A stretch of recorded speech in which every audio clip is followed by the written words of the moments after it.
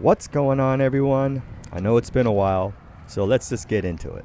Today we're going to be looking at a 6'4" Diamond Tail Twinzer by Presiado. Now, for those of you that don't know, Presiado is what I consider an underground shaper out of Seal Beach. He has a cult-like following, and from what I can tell, the guy has an eye for design and curves. And as a huge compliment, I would say his boards are very album-esque, but without the price tag. And at the moment, he is hand-shaping all his boards and designs. Now, before we start, let's talk about Twinzers. Twinzers are basically twin fins with a little tiny fin called a canard.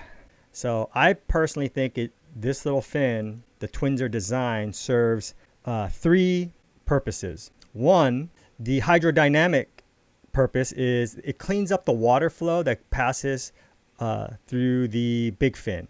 I don't know if you've ever felt this, but on a lot of different twin fins, especially if, the bigger the fins you use, like a keel fin, but even fins like this, when I set it on rail, I feel a humming, and that humming is actually cavitation that's being created by the fin. So this cleans that up. So bottom line, all my turns are just smoother, at least I've noticed, on a Twinzer than just a twin. Now, the second purpose of this is the fact that if you noticed, if you rode it as a twin, this would be your base. If you rode it as a Twinzer, this becomes your base. And look how much wider that is. And it's the lower half of the fin. So at slower speeds, you're going to get better projection and better drive from your fins. Okay, but at the same time, the third function is that when you then set it on rail or you're doing a maneuver, you don't have this massive keel fin type feature that's just creating drag and pressure when you don't want it. You actually end up getting release from this setup. That's my interpretation of the Twinzer fin. There's probably more scientific explanations of it, but just wanted to tell you. Oh, and by the way, these are my favorite, Stu Kenson's. And a huge shout out to NVS, because I reached out to him and I said, hey, I'm going to be testing a lot of Twinzers, and they sent these. And thank God they did. I've tested other Twinzers and they work great, generally works pretty good. But I felt like this took it to a next level, and hopefully I'll show you that in the video later on. So now moving on to the board, let's look at the side profile here. And you could tell that it's got a lot of rocker, more than I thought it had, because under my arms it felt rather flat, but it's got a good amount of kick in the nose and a long medium exit rocker, which actually helped the board a lot in terms of turns. Now at the tip, you'll notice that it is rather flat, and then about a foot in, the concaves start. Now through the middle of the board, the concaves get relatively deep, and then you'll see the double start to form more towards the back half of the board. But it's not a normal double. If you look, the deep sections of the double kind of start at the center and move outwards towards the rail as it gets closer to the fins. What Presiado calls this is basically a Bonzer contour, right? A Bonzer concave. And behind the fins, basically your standard V, which helps the board go rail to rail easily. So the Diamond Tail is actually my second Twinzer from Presiado. The first one was this rounded pin, but I like the Diamond Tail so much that I decided to start with that review first. So on day one, I surfed the fins that came with it that Presiado loaned me the board with, which were, I think, Ryan Lovelace like pivot style fins. They didn't have a lot of rake to them.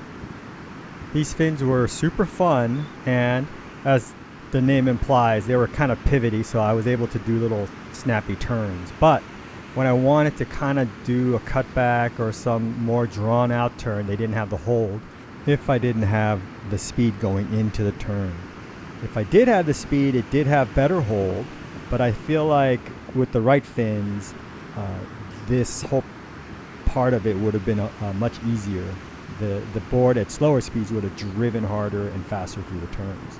So now contrasting that to the Stu Kenson fins by NVS, you'll notice that even though this wave is tiny, that cutback, I'm able to push all the way through it and I maintain my speed.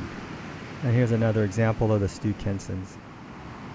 Now the combination of the Diamond Tail and the Stu Kenson fins was magic. And in fact, at this point we should go into what the difference was for me with the Diamond Tail versus the Twinzer pin. So when you're going straight, all the water is kind of evenly flowing out the back of the tail. Those red arrows are going to indicate the amount of, let's say, water flow. So now imagine leaning a board to the right.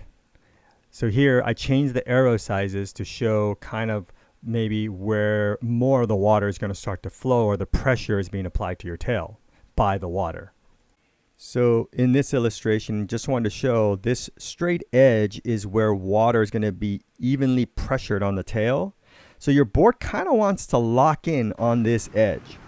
For me, I find that my bottom turns are so much easier to do than something like a rounded pin, which requires a bit more skill to kind of control. And to be clear, I'm not talking it's night and day difference, but definitely it's one less thing I have to think about in detail. Now in the past, most of the twin fins that I've reviewed, I've always mentioned that I like my board a little tighter. So I've always kind of gravitated toward keel fins or modern keels or something wider.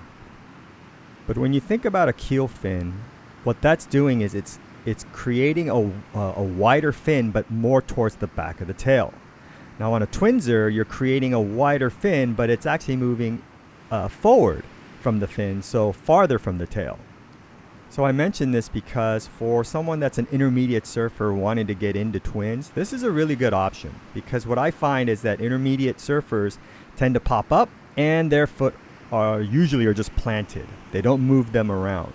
And more often than not, they're actually forward from the tail, right? Farther from the tail than someone that's advanced. Now, when I pop up, if I'm far from the tail, I have the wherewithal to step back.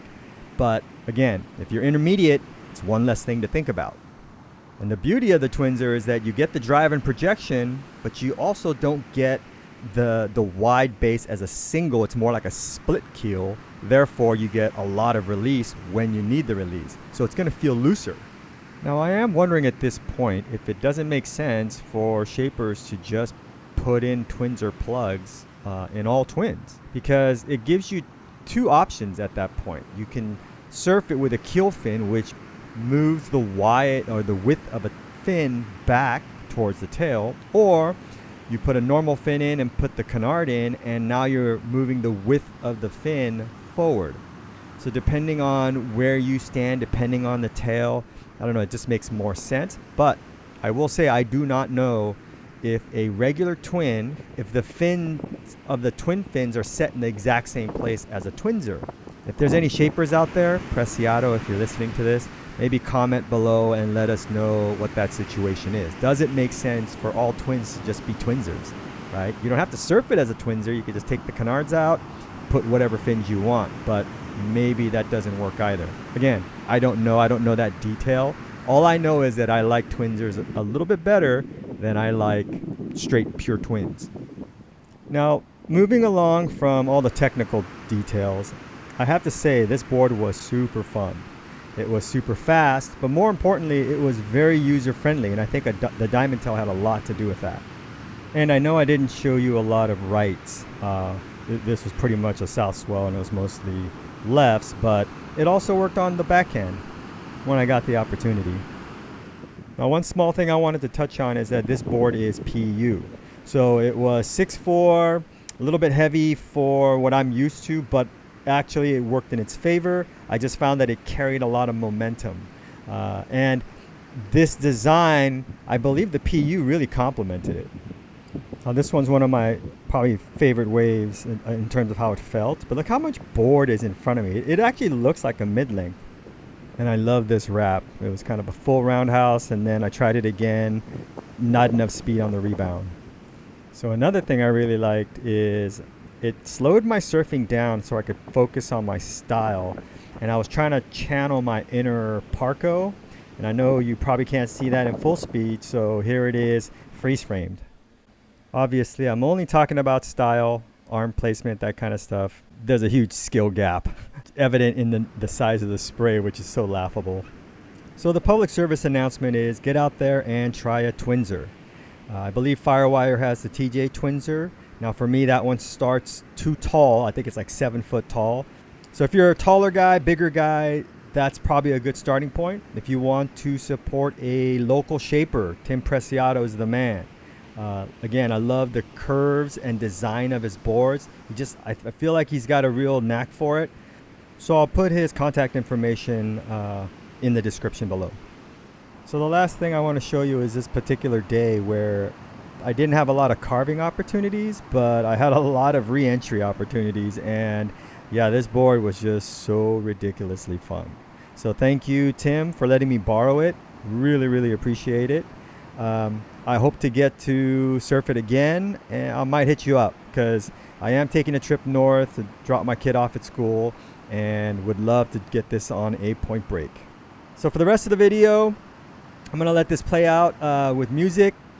And if you haven't already, please like, subscribe, and until the next one.